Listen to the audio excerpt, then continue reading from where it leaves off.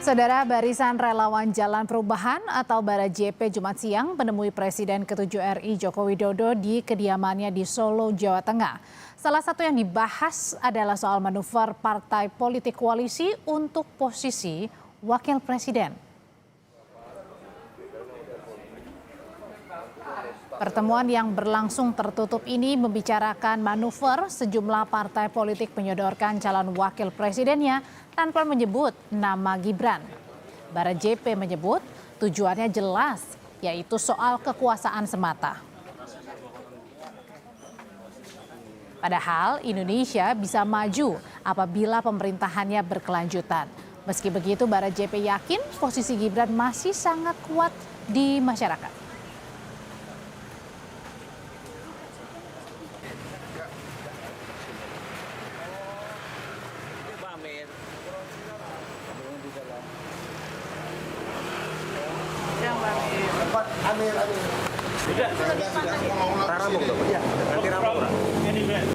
Pemerintahan sekarang dalam kabinet merah putih ini kan koalisi dari kabinet Indonesia Maju. Jadi kalau kabinet Indonesia Maju yang ada di kabinet Indonesia merah putih ini kemudian terkesan terganggu dengan apa yang disampaikan oleh BaraJP bahwa Prabowo Gibran 2 periode kemudian mendorong isu-isu baru, yaitu mereka berhak menyampaikan siapa figur wakil presidennya. Itu hak secara demokrasi. Tapi bagi kami itu targetnya bukan target, menurut kami itu hanya perebutan kekuasaan. Kalau sudah bicara tentang perebutan kekuasaan, terus di mana konsentrasi kita untuk bicara tentang membangun masyarakat secara berkelanjutan. Seperti yang sudah dilakukan Pak Jokowi 10 tahun dan diharapkan bisa diteruskan oleh Pak Prabowo dan Mas Gibran.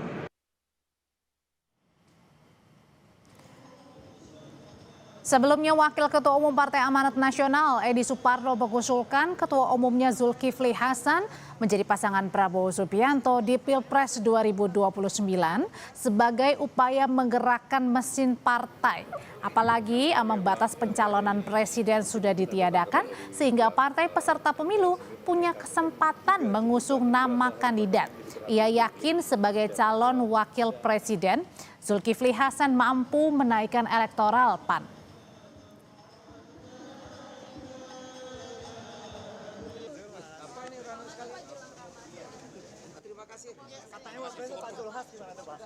Satu-satunya partai loh di luar Gerindra yang konsisten mendukung Bapak Prabowo dalam tiga pilpres, ya. Bagi kita itu sudah sebuah pilihan natural untuk mendukung beliau kembali. Ya, bagi saya adalah partai politik, dan apalagi partai politik itu sekarang memiliki kesempatan untuk bisa mengajukan kader-kadernya dengan tidak ada presidential threshold. Tentu saya mau dukung Pak Zulhas. Kalau ditanyakan hari ini, saya dukung Pak Zulhas mendampingi Pak Prabowo di tahun 2029. Dan saya bisa pastikan perolehan suara partai dan nanti akan melonjak di 2009. Jika PAN sudah terang-terangan menyodorkan Zulkifli Hasan jadi pendamping Prabowo di Pilpres 2029, Partai Golkar masih menunggu isyarat dari Presiden Prabowo soal siapa sosok calon wapresnya jika kembali maju di pemilihan Presiden 2029.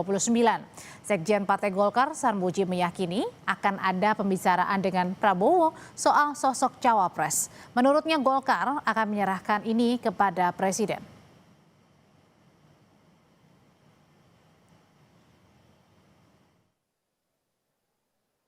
Presiden Republik Indonesia Bapak Gibran Rakabuming. Yang lain seperti Prabowo Gibran 2 periode. Masih jauh. Ya kalau Pak Prabowo Mas Gibran sukses lalu beliau mau gandengan tangan lagi atau seperti apa, ya akan kita pikirkan, perjuangkan secara maksimal. Tapi ya kuncinya Pak Prabowo sebagai presiden harus sukses. Nanti keputusan dari Prabowo sendiri ya, kira-kira sama siapa gitu ya? Nanti pasti kita nanti ada speak lah.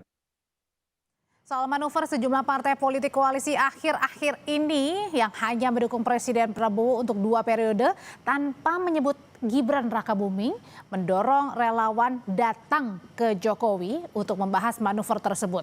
Benarkah Gibran dan Jokowi mulai ditinggalkan untuk 2029? Kita bahas sore ini bersama Ketua Umum Bara JP Willem Frans Ansani. Bang Willem, selamat sore. Selamat sore.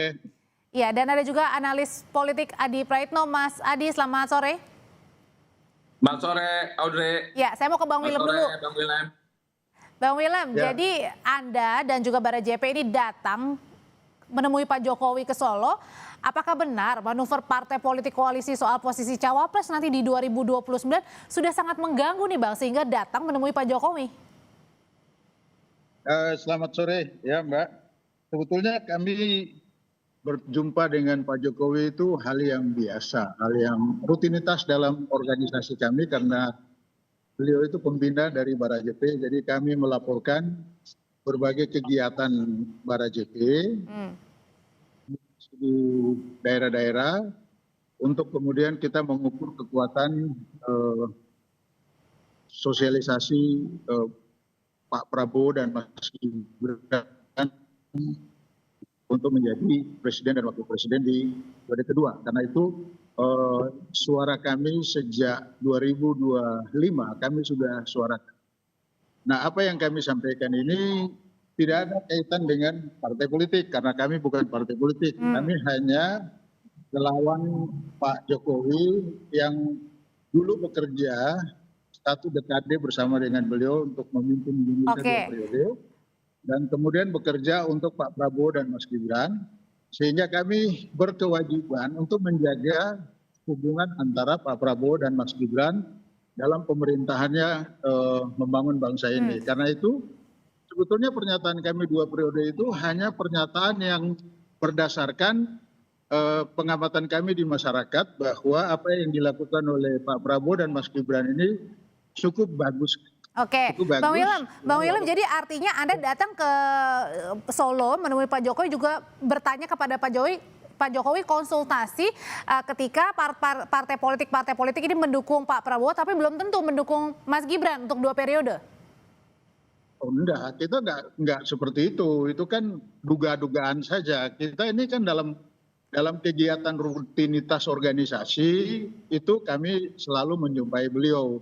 Nah kemudian dalam perjumpaan itu kan kita boleh diskusi banyak hal. Salah satunya yang tadi soal Mas Gibran. Ya,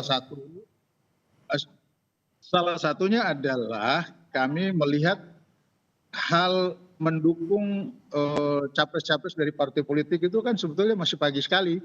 Nggak mesti disampaikan karena partai-partai politik ini kan bagian dari Koalisi Indonesia Maju yang berada di dalam pemerintahan kabinet Merah Putih. Oke, Bang Willem.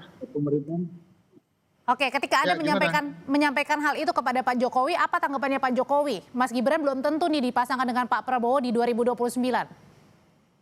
Oh enggak, Pak Jokowi biasa-biasa aja, enggak terlalu berpikir seperti yang kita bayangkan, seperti yang Mbak bayangkan. Pak Jokowi santai aja. Apa respon Pak Jokowi, Bang Willem?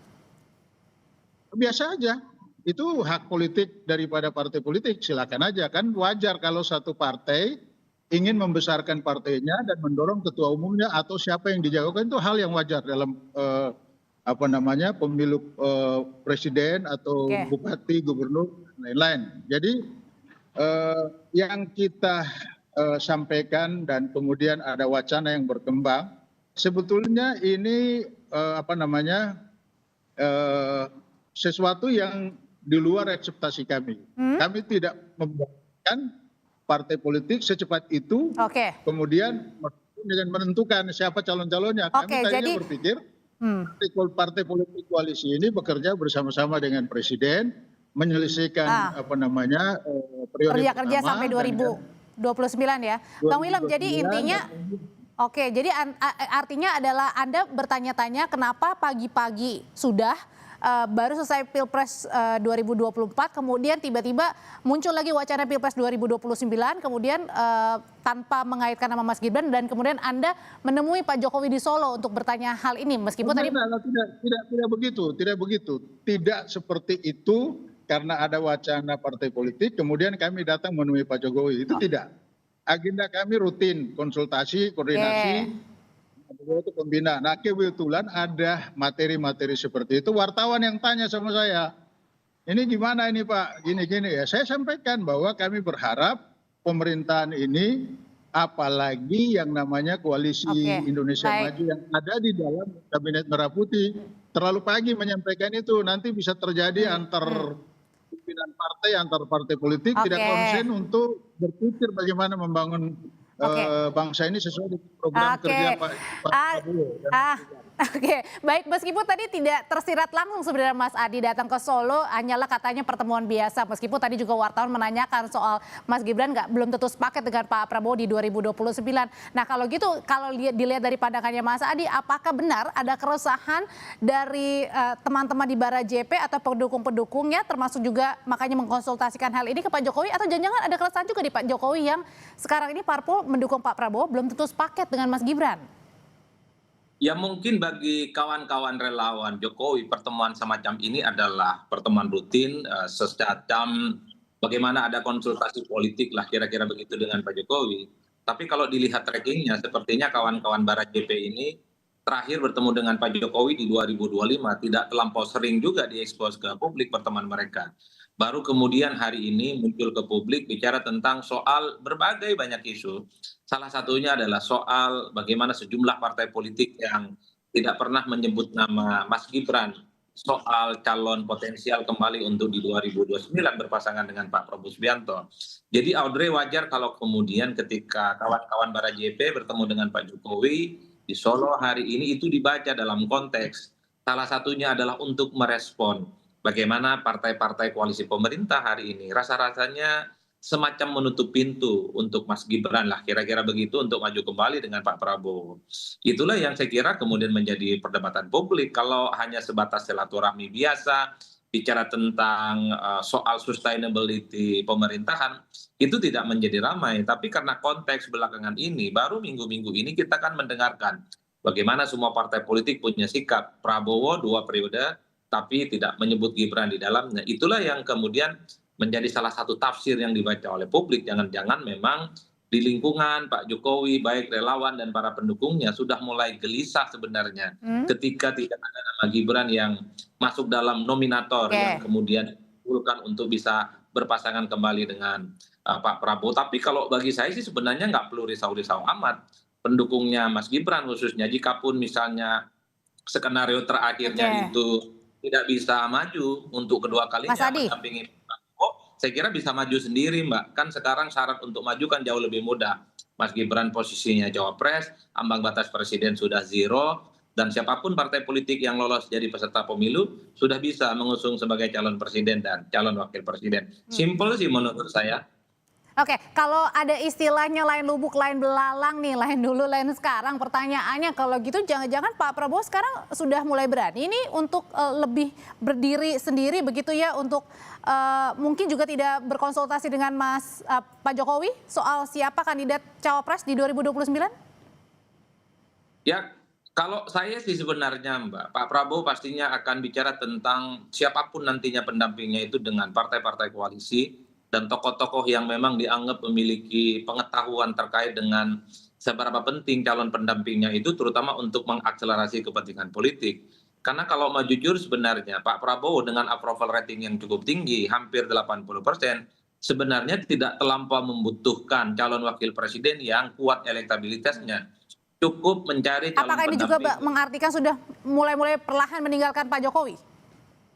Kalau soal itu tergantung tafsirnya, tapi yang jelas preferensi politik hari ini sudah berubah. Mungkin dulu Pak Jokowi itu sangat powerful ketika posisinya sebagai presiden, tapi per hari ini kita tahu bahwa yang cukup powerful adalah Pak Prabowo Subianto, di mana semua keputusan-keputusan politiknya pasti ditentukan sendiri oleh Pak Prabowo Subianto, tentu melalui komunikasi politik terutama dengan orang-orang di sekitar, termasuk juga partai-partai pengusungnya. kira-kira siapa yang dianggap layak untuk menjadi calon wakil presiden. Saya termasuk yang Oke. meyakini siapapun nantinya yang akan dipilih oleh Pak Prabowo, entah itu Pak Gibran, entah itu Zulhas, entah itu Bahlil, entah itu Caimin, entah itu AHY, partai-partai pendukungnya ini akan tegak lurus dengan Prabowo Subianto. Oke, sudah kita tangkap. Terima kasih. Semua sangat tergantung dengan Pak Prabowo, Mbak, siapa pendampingnya. Oke, sudah kita tangkap. Terima kasih Mas Adi, Bang Willem. Terima kasih, selamat sore.